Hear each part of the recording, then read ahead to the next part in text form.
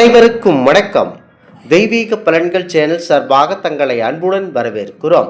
இன்று நம் காணொளியில் காண விரும்புவது கெட்ட சக்திகளை ஒழித்து கட்டும் பரம்பொருள் ஸ்ரீ ஐயனாரப்பன் சிறப்புகளை பற்றி இந்த காணொளியில் பார்க்கலாம்.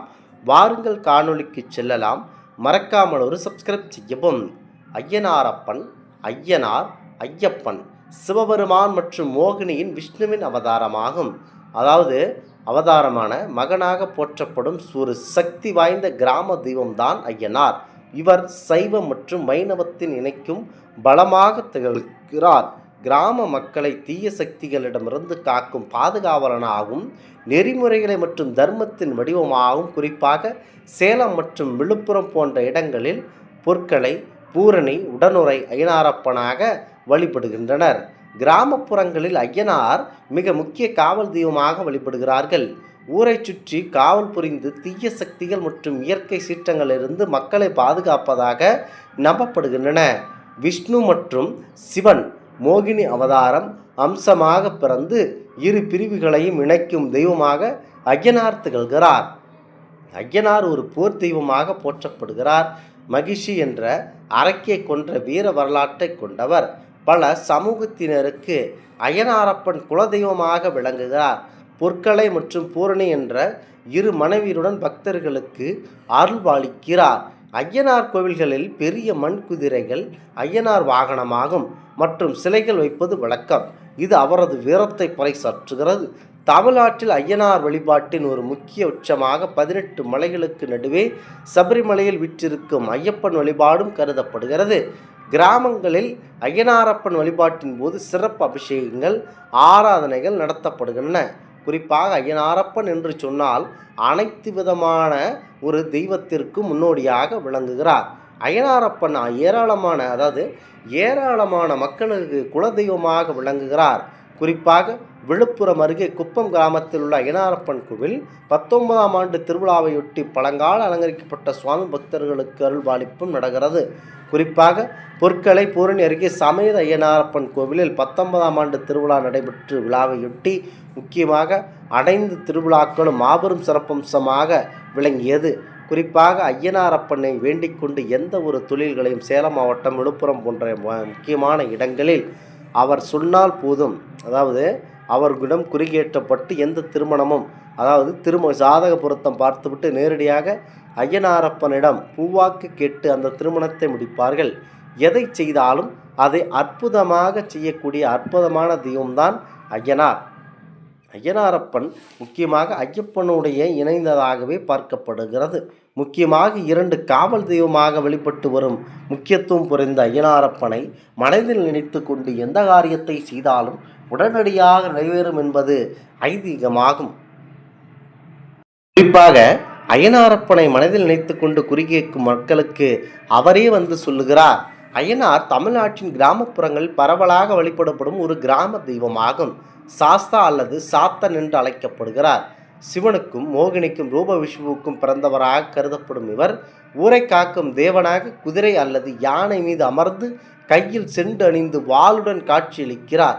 முக்கியமாக இவரின் காவல், நீதி மற்றும் அற்புதம் நிறைந்த கதைகள் ஏராளமாக இருக்கின்றன. ஐயனார் கிராமங்களில் எல்லையில் அமர்ந்து ஊரை காப்பதாக நம்பப்படுகிறது. இரவில் குதிரை மீது ஏறி ஊரை வலம் வந்து மக்களை பாதுகாப்பார் என்பது நம்பிக்கையாகும். ஐயனார் கோவில்களில் பெரிய அளவிலான மண் குதிரை மற்றும் யானை பொம்மைகள் வைக்கப்பட்டிருக்கும். அவர் இரவில் ஊர் காக்க இந்த குதிரைகளை பயன்படுத்துவதாக நம்பப்படுகிறது. தூத்துக்குடி மாவட்டம் திருச்செந்தூர் அருகே உள்ள மேலப்புதுக்குடியில் அஞ்சுனை காத்த ஐயனார் வறண்ட காலத்திலும் சுனையில் நீர் காத்து மக்களுக்கு உதவியாக காத்த கதைகள் உண்டு.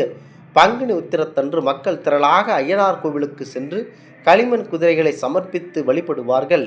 ஐயனார் உதவியாளராக கருப்பசாமி மற்றும் முனிகள் கருதப்படுகிறது.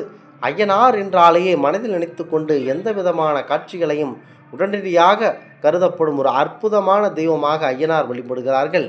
ஐயனார் எங்கள் குல தெய்வம் என்றே அனைத்து மக்களும் சொல்லுகிறார்கள். முக்கியமாக எங்கள் குலதெய்வத்தின் முக்கியத்துவம் புரிந்த ஒரு ஐயனாரப்பன். எனது குலதெய்வம் அஞ்சுனை காத்த ஐயனார் தூத்துக்குடி மாவட்டம் திருச்செந்தூர் செல்லும் பாதையில் குறும்பூரிலிருந்து 5 கிலோமீட்டர் தொலைவில் மேலப்புதுக்குடியில் அமைந்துள்ளது. இவ்விடம் அம்மன்புரத்திலிருந்து 3 கிலோமீட்டர் தொலைவில் உள்ளது. ஆண்டுதோறும் குலதெய்வத்தினை வழிபட மக்கள் திரளாக இங்கு வந்து வழிபாடு நடத்துகிறார்கள். குறிப்பாக திருநெல்வேலியிலிருந்து 13 கிலோமீட்டர் தொலைவில் அமைந்துள்ளது இக்கோவில். 8 பங்கு இந்து நாடார் உறவின் முறையில் நிர்வகித்து வருகின்றனர். ஆண்டுதோறும் இக்கோவில் பங்குனி மாதம் உத்திரத்தையொட்டி திருவிழா நடைபெறுகிறது. நாடார் சமூகத்தினால் ஒரு சில பிரிவினர் இக்கோவிலை வழிபட்டு வருகின்றனர். பழமையான காலத்தில் திருச்செந்தூரில் ஒலிக்கும் கோவில் மணியையும் ஒலிக்கும் விளக்கும் இங்கு தெரியும் என அங்கு வாழ்ந்து வரும் மக்கள் தெரிவித்துள்ளனர். மேலப்புதுக்குடியில் இருந்து பேருந்தில் திருச்செந்தூர், திருநெல்வேலி, நாகர்கோவில், கன்னியாகுமரி போன்ற இடங்களுக்கு சென்று வருகின்றனர். அருகில் அமைந்துள்ள கற்குவேல் ஐயனார் இவரது சகோதரர் குடியிருக்கப்பட்டுள்ளார். ஐயனார் அரசராகவோ படைவீரராகவோ இருந்திருக்கலாம். கிராமத்து காவல் தெய்வமான அஞ்சுனை காத்த ஐயனார் நாடார் வழியினரின் பூர்வீகத்தை வெளிப்படுத்துவதாக அமைந்துள்ளது. இந்த திருக்கோவில் தாளை புத்தர்களால் நிறைந்து குளத்திற்கு அருகில் அமைந்திருப்பதனால் தாளையடி ஐயனார் திருக்கோவில் எனவும் அழைக்கப்படுகிறது. ஐயனார் என்ற சொல்லை ஐயனார் என 3ஆக பகுத்தால் அதில் ஐ என்ற எழுத்து தலைவன் என்றும் அன் என்ற எழுத்து ஆண்பால் ஈராகும் ஆகிறது. எஞ்சியுள்ள ஆர் என்பது மரியாதைக்குரியதாகும். சுமார் 700 ஆண்டுகளுக்கு முன்பு திருவைகுண்டத்தை தலைமையிடமாக கொண்டு சிங்கராஜன் என்ற மன்னன் இப்பகுதியை ஆண்டு வந்தான். அப்பகுதியில் தாடாகம் ஒன்று இருந்தது. அதில் உள்ள நீர் பன்னீர் போன்று தெளிந்தும் சுனைமிக்கதாகவும் இருந்தது. ஒரு முறை இந்த தாடகத்தில் இருந்து கனகமணி என்ற கன்னிப்பெண் ஒருவர் குடத்தினில் தண்ணீர் எடுத்துக்கொண்டு வீடு திரும்பினாள்.